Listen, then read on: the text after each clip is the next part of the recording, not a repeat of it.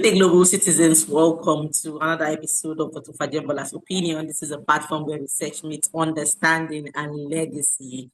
Usually, we discuss mainstream. Let me put it like that: mainstream health conditions, HIV, diabetes, um, cancer, and the rest. But today we are diving into something we've also partly dived into in the past, which has to do with use of gadgets on the eye health of an individual. So today we are looking at the computer vision syndrome and also partly looking at how occupational mental health is affected by those who work remotely. So when I came across this publication on social media, Twitter, it caught my attention. Something else caught my attention to his post, but basically when I went under his post, I saw he had a research on occupational mental health, which is rarely discussed worldwide. Most people, especially from where I come from, the global south, they're just like, thank God we have a job. As long as we are doing many things, the hustle continues. And as an individual, as an adult, you should have as many things in your hands, juggling as many things as you can for you to live a normal life. That's what's considered as normal. One stream of income is not seen as, oh, that's okay. So thank you so much for accepting my invite, Mr. Temi Omosebi. I hope I pronounce your name right. Yeah, that's great. Yes. Thank you so much. Please do me the honor, global citizens, of welcoming Mr. Temitope Omosebi to the platform. Mr. Temitope, how are you doing? I'm doing quite all right. How about you? I'm good. My name is also Temilade, so I'll be calling Mr. Temitope. Okay, I My see. Yoruba name is Temilade. Oh, Yes. So now let's look at the profile of Mr. Temitope Omosebi before we dive into the discussion.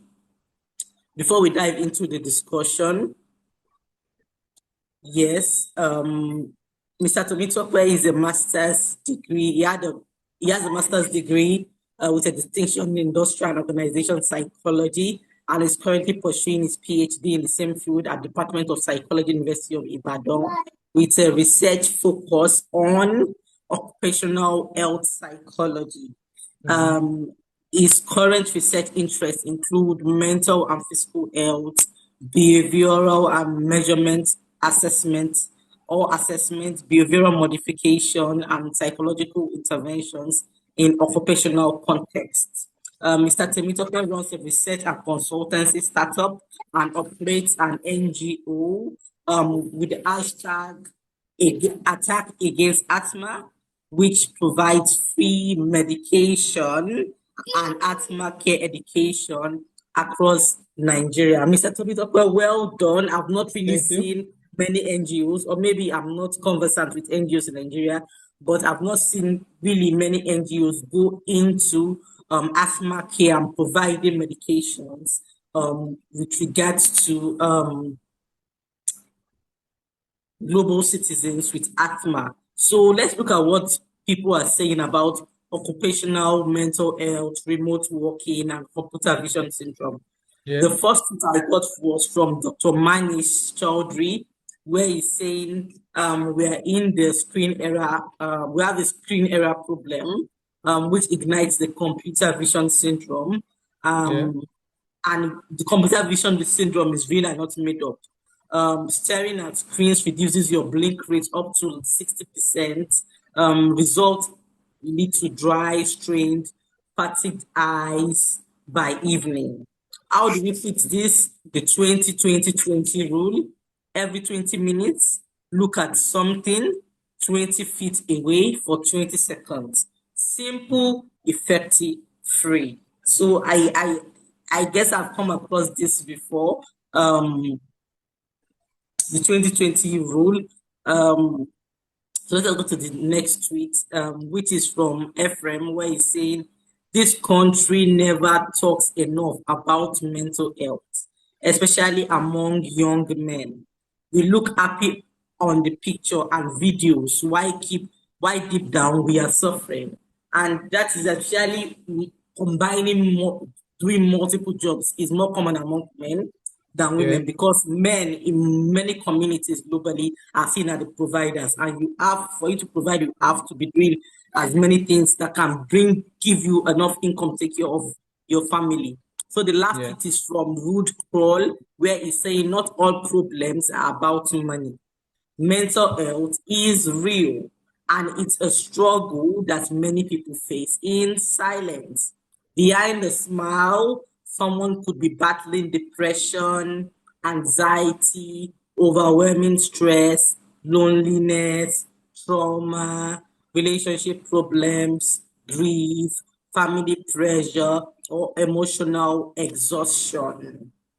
So that is the last tweet we have on computer vision syndrome and mental health. So let us dive into the discussion because I'm eager. I read the paper into two. I enjoyed reading the paper, but let's dive into the discussion to learn from our guest researcher, Mr. Temi.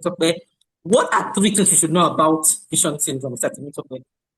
So, computer vision syndrome can be defined as a constellation of symptoms that arise from prolonged use of computer digital devices such as tablets and your phone.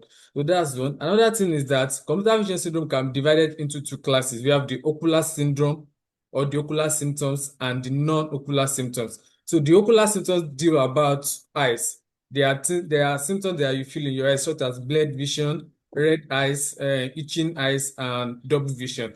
Then the non-ocular symptom refer to things like general body pain, neck pain, and lower back pain. So you observe that when you sit with your computer for a long period of time and you're working with it, it is possible that you feel neck pain or you feel a lower back pain. So those are non-ocular symptoms. Now, the last and very important thing is that computer vision syndrome is common among people that use computer for long. In a research by Carmen Benner et al., it shows that approximately 69% of people, of computer users, experience computer vision syndrome. Another study shows that approximately 66% of people that use computer experience computer vision syndrome. So this means that when you randomly pick, say like 10 people that use computer for a long time, it means that at least six of them have computer vision syndrome. So it's a very cogent and important factor in the important health factor in the present era.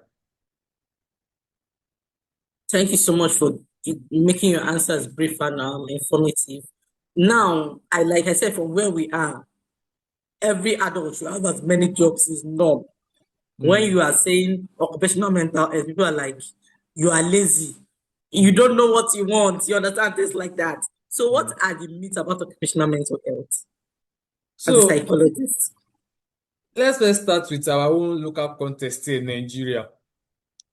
One thing you notice is, let's say, for example, you go online and you search for research on occupational mental health in the Nigeria context. Well, the first thing you notice is that there are not a lot of studies on it, especially compared with the global south.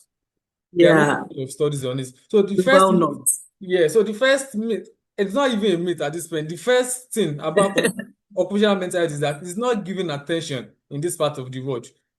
Yes. Hadn't given attention. Many people are also like, it is hard, like beyond the occupational context in Nigeria, mental health is not something that is given enough attention, that is given enough focus as it should get.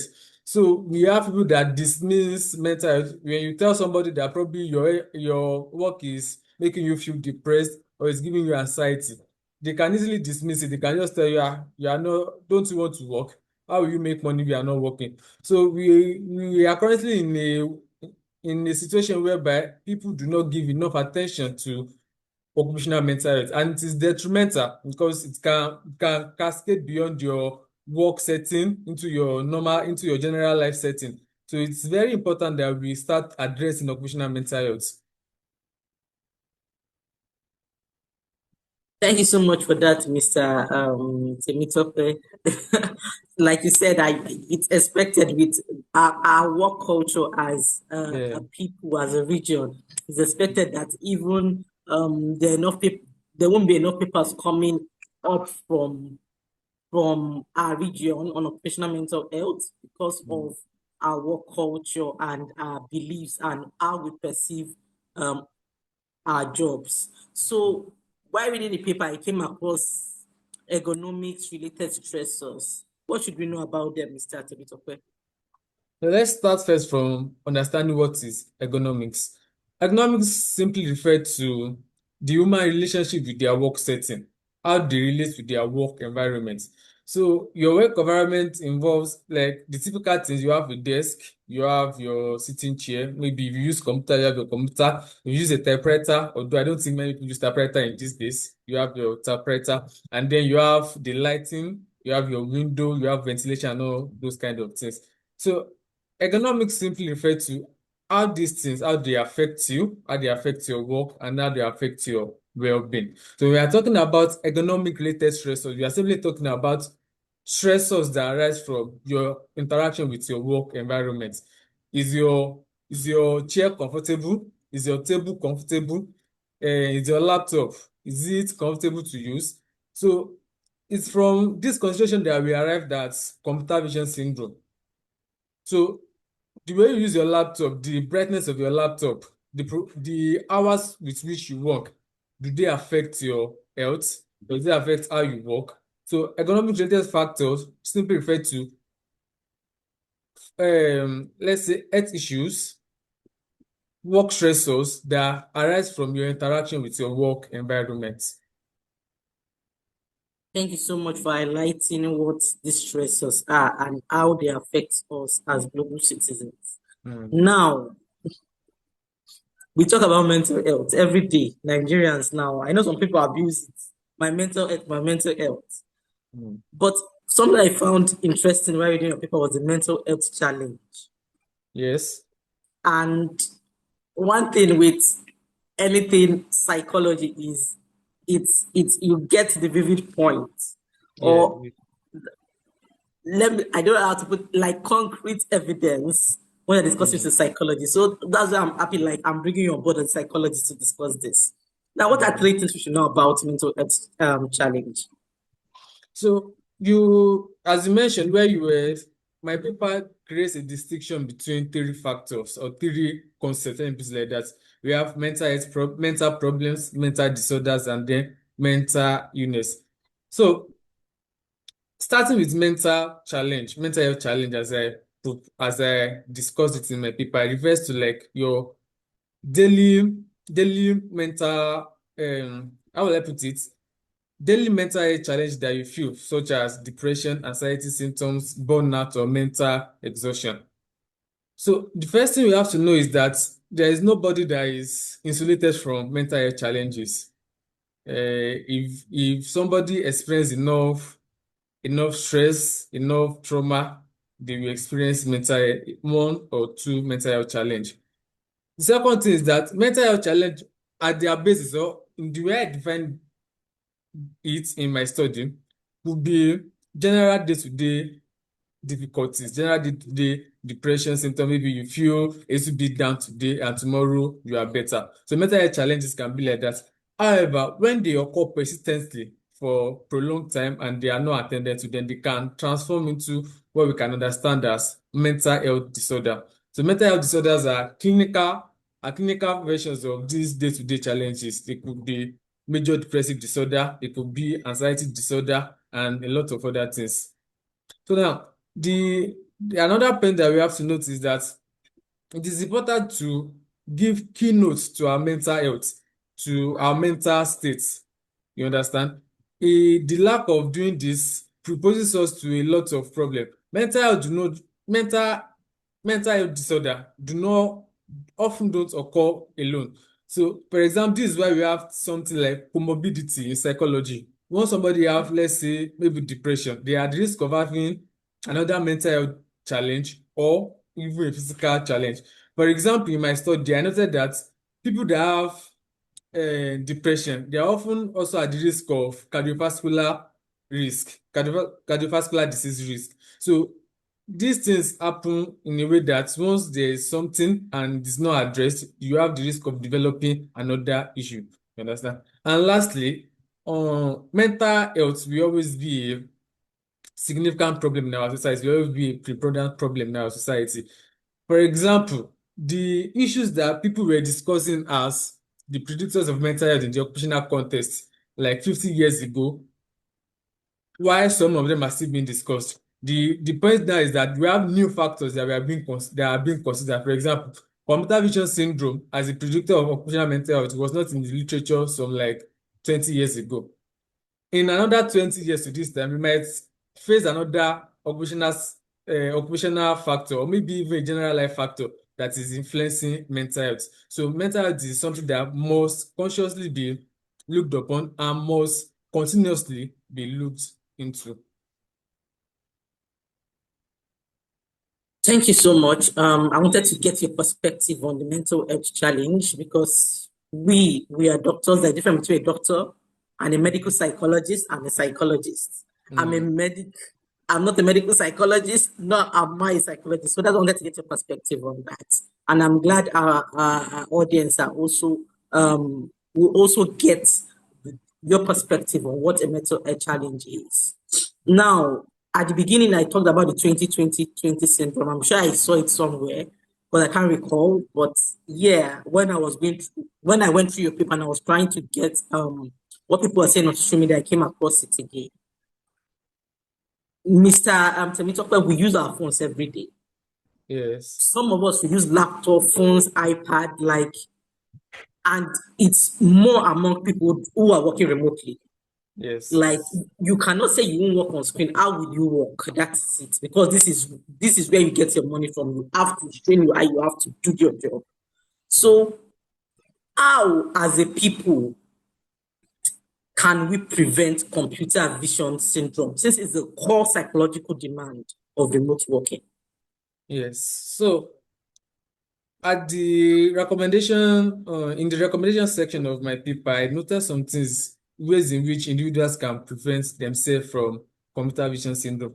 So one of the first thing is our computers, they have brightness settings. So you have to like set it in a way that it's convenient for you.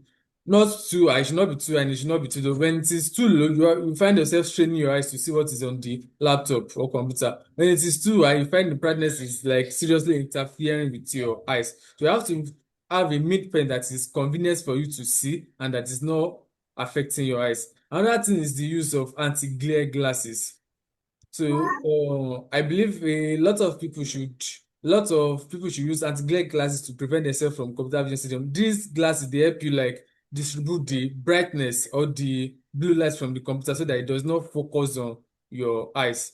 Another way is, as you mentioned earlier, is giving yourself time with your computer, you understand. So there, even I myself as a remote worker or as a researcher generally, there are times I spend like almost half of the day on the computer, and then you find my eyes are like glued to the screen all through.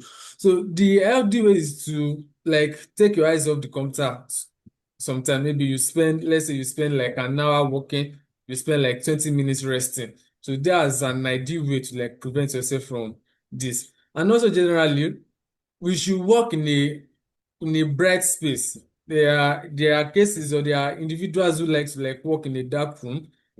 Apart from computer vision syndrome, it's generally not good for your mental health. So when you work in a bright space, the light is not your laptop screen is not the sole source of light. So the light is distributed, light is not focused on your eyes or retina. Another way I believe that we can reduce this, there are, although I've not personally seen them, but through research, I found that they are, for example, when you are using your phone, there are, how do I describe it? There are these screen guards that are kind of black. You understand that Yeah, they are kind of black that they lessen the kind of brightness that your phone gives. exactly. Yeah, so I think there are also versions of this for the laptop. One can use them to reduce the amount of light that enters their eyes. Thank you so much for going on that. If you asked me before now, even when I read the paper, I could not like vividly talk about ways for an individual to like reduce computer vision syndrome. Mm. Um, Now it's easy to talk, but when we have someone who wants to start, every day people start remote jobs across Yeah, not just Nigeria, across the globe. yeah, Now, when someone comes to you now as a psychologist, as a case now, someone comes to you, I'm starting a remote work tomorrow. What would be your advice for them, Mr. Temitope? So in the context of occupational mental health, the first thing will be to set out some things that reduces the person's risk of work-related depression and anxiety. As I mentioned earlier, it's not good to work in a dark and enclosed space. Sunlight has a way of like improving one's mood, you understand? So ensure that your room is, how will I put it, has enough lighting. Either you are using the electricity or you are using natural source of light. Just ensure that you are not working in a dark space. Another thing is, once you are a risk of remote work is having work-life imbalance. So I have another paper that is coming up very soon. It has been accepted for publication, so I'm just waiting for Gallup proof and all of that. Remote workers have a high risk of having a very low work-life balance. You work the entire day, you work during the weekend, even on Sundays or on Friday where you are supposed to go to your religious activities, you find yourself working. You understand? Using myself as a case study, when I started remote work properly, back in 2021. I could go like 2 months without having a social event or without having a social activity. Just work, work, work, and work. And why an individual might not immediately see the effect of this, it has negative effects because you just find yourself, you are secluded, you are prone to isolation, you are prone to loneliness. So it's important that remote workers have a balance between their work and non-work life. Create a schedule for yourself. Understand that, okay, maybe during this particular set of days, I work for so hours, and then maybe I will go out. It does not need to be a big social event. For example, the way I try and manage myself right now is that there are kids in my compound. I seldomly find time to like play football with them. So in that way, I don't have a sedentary lifestyle. I just don't focus on work and work and work. With the mention of sedentary, this brings to another point, which is the risk of musculoskeletal disorders. So when you sit down with your computer for a long time, the risk we are facing is not just computer vision syndrome. We also face the risk of body pains, joint pains. So it's better that you don't live a sedentary life. Make sure that you find an activity that enables you to expand to use your energy. Play football, go to the gym, do some network. All these things are important to ensure your health while you are as a remote worker. Another point is remote people that work remotely, they have a tendency of taking a lot of jobs. For example, this paper we are discussing, when you go to the demographic distribution, there's an aspect where I discuss the numbers of work that individuals are doing. You find that some people have an additional work to their remote work, so they are juggling many things together. So it's better that an individual does not overdo themselves. You understand? You have to like find the balance. When you are doing two, three, four, five, or 2, 3, 4, 5 gigs at a time, it has a way of coming back on your head. Sometimes you can't sleep properly, you can't get enough sleep. You understand? Sometimes you are even anxious of, what if this client comes and asks for their work and you have not even started doing it at all? So it's important that each person knows their limits and they work in a healthy manner.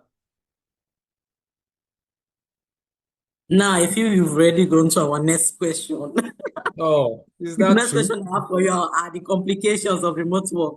I want you to Oh, tell us the complications of remote work, and you've already discussed. Did you have any other thing to hmm. add? Not particularly. I just feel so remote work compared to on-site work as gives a higher risk of certain work-related health issues. For example, I've mentioned computer vision syndrome. I've mentioned musculoskeletal disorder. There's also the risk. Also mentioned sedentary lifestyle. So the sedentary lifestyle leads to other risks such as higher risk of cardiovascular diseases. So generally, it's just important to ensure that while you are working remotely, you strike a balance between your health and your work.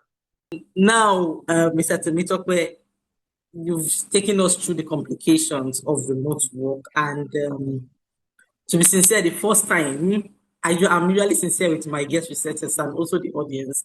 The first time I ever came across gig economy was when I was reading your paper. I don't know such word exists. I know what gigs are. People get gigs every day, but gig economy was when I read your publication. So, what are three things you know about gig economy? So the gig economy is just the general term for freelance workers, remote workers that are not working for a specific organization.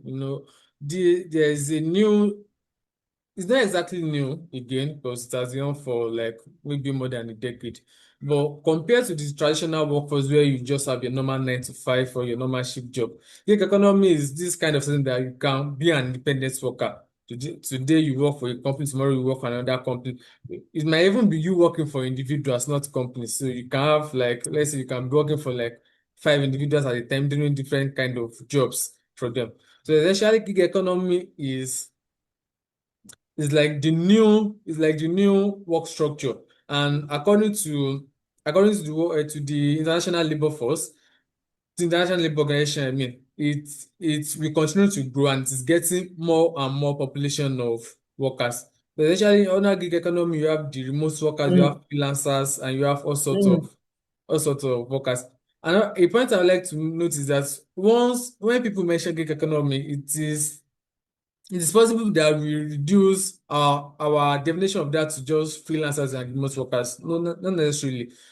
Uber drivers, boat drivers, people that operate hailing services rather, they are also gig workers. They operate in the gig economy because they are not working for a company. In fact, they are not exactly working for individuals. They are just independent worker. You come, you pay their taxi, you pay their car, they drop you off, and then they look for another client. So the gig economy is a very wide work setting that incorporates a lot of novel factors, a lot of forms of different forms of hands-on work. They are, and the point in the gig economy is that it is heavily skill-based.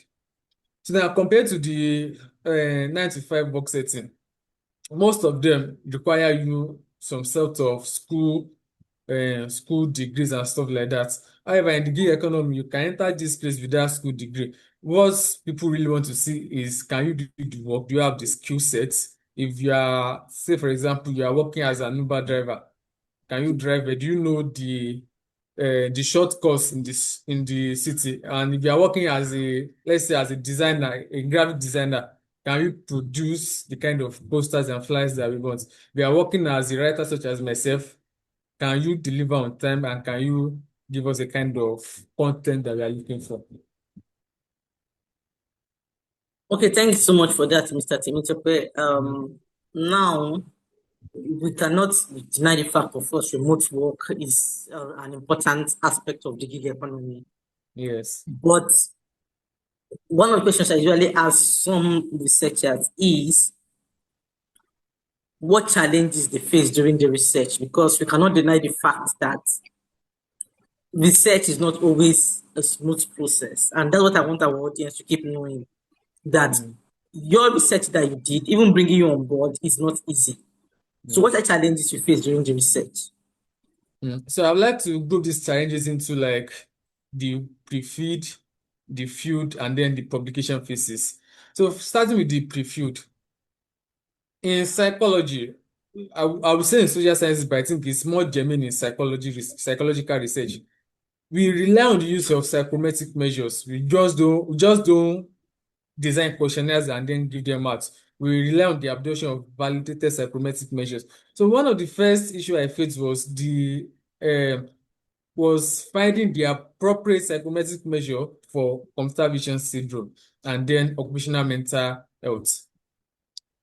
This took a lot of I did a lot of research, compared a lot of tools, a lot of psychometric instruments for measuring these variables until I finally found the appropriate ones. And also after I found the appropriate ones, so I had to like understand how they are administered and how they are scored. For example, the instrument that I adopted for measuring computer vision syndrome, it has it has about 4 response formats, a single questionnaire. So I have to like ensure I knew how to like code this response formats and then provide and then calculate the cumulative score towards my statistical analysis. Then the second phase, which is the field phase, was recruiting their adequate amount of remote workers or the adequate amount of research participants.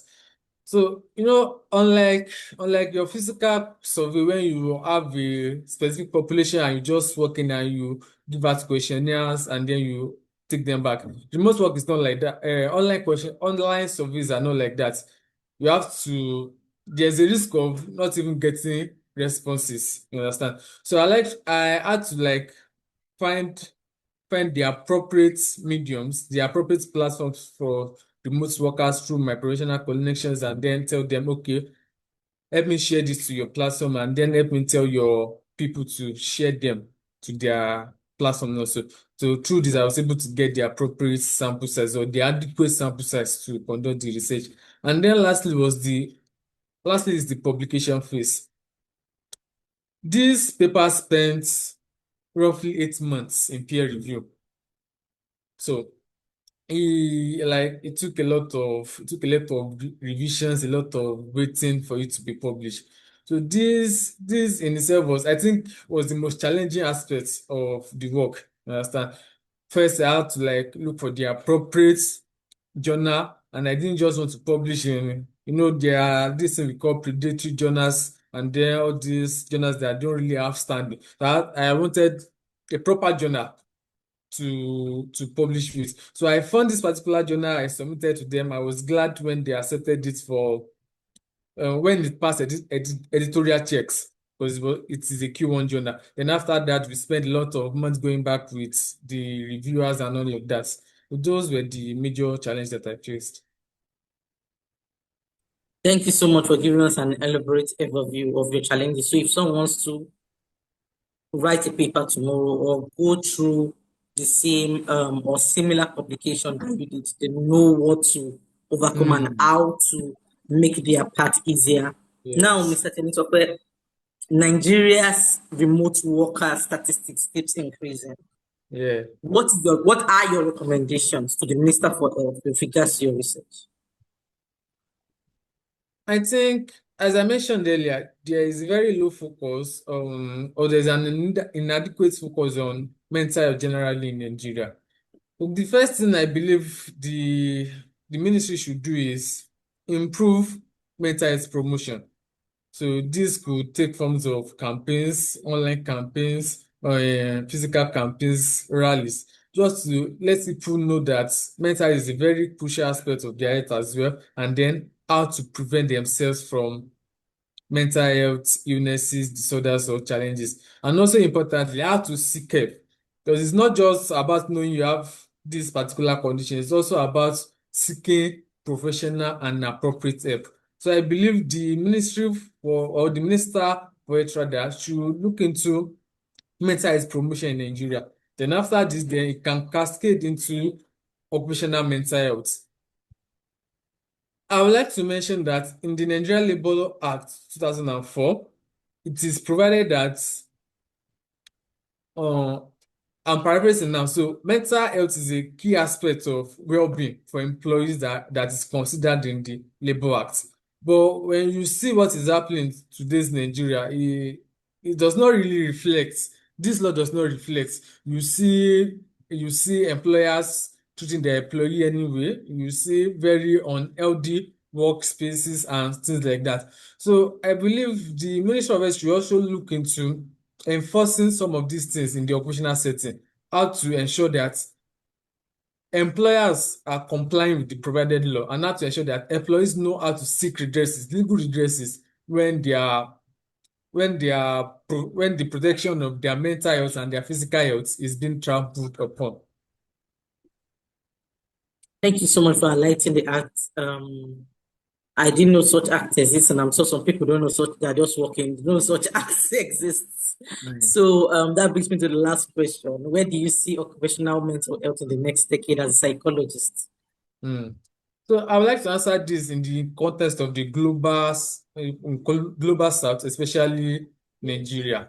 As I mentioned at the beginning of this session, there's a lot, or let me say there's the research on occupational mental health or occupational health psychology generally in Nigeria is not comprehensive. For example, when I wanted to conduct this study, I had to like I used appropriate search engines to like search for occupational mental health in Nigeria, factors that influence occupational mental health in Nigeria. I only found a handful of studies, you understand? Unlike the global notes where you find a lot of study. In fact, in some of these countries, for example, like the US and the UK, they have journals that are focused strictly on occupational mental health. They are focused strictly on occupational health psychology.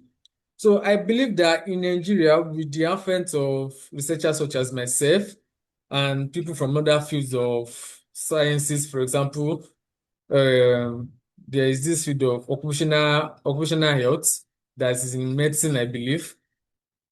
With the advent of researchers like this in Nigeria, I believe we can have the growth of adequate evidence-based insights into factors that influence occupational health, especially occupational mental health, and how to prevent the exacerbation of occupational mental health, and then appropriate strategies for preventing occupational mental health crises or challenges. So I believe that in the next decade, there will be a more abundant body of evidence on occupational mental health in Nigeria. And also, we should be able to drive theory and even practical guidelines from the global south generally, not just Nigeria. Thank you so much, Mr. Temi, for that, for giving us an excellent discussion on computer vision syndrome, occupational mental health, and the gig economy in Well, Nigeria. I'm yes, optimistic with researchers like you, with psychologists like you in Nigeria, while better management of occupational mental health in Nigeria in the next decade. And especially in the global south, because Nigeria remains the largest, the most populous country yes, in yes. Africa, and one of the countries of highest attention and discussion in the global south. So we're optimistic in the nearest future. Um, there will be better management and better policies in place for Yes. citizens.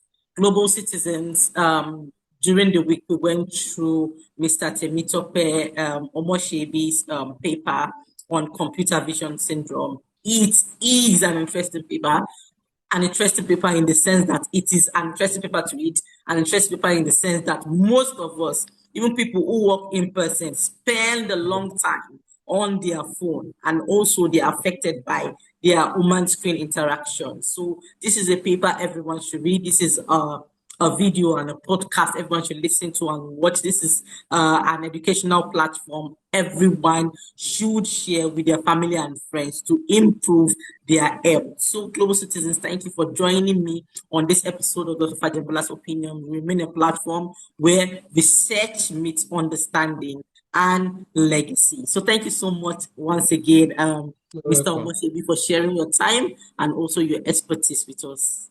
Thank you. Thanks for having Yes, have a blessed week, everyone. me. Same to you.